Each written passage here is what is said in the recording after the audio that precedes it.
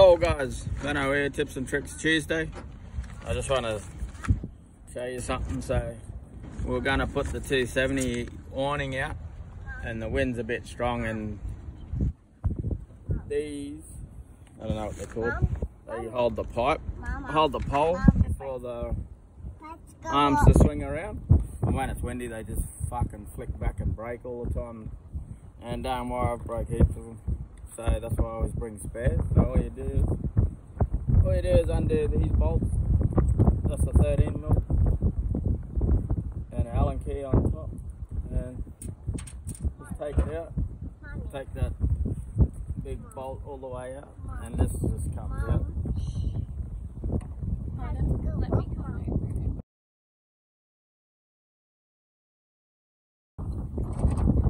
So you've just taken the pin out? Bolt out,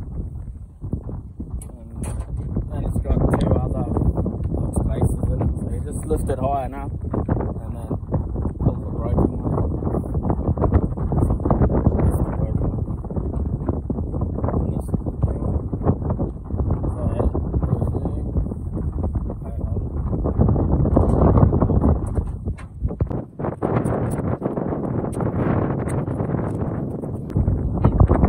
so this long lip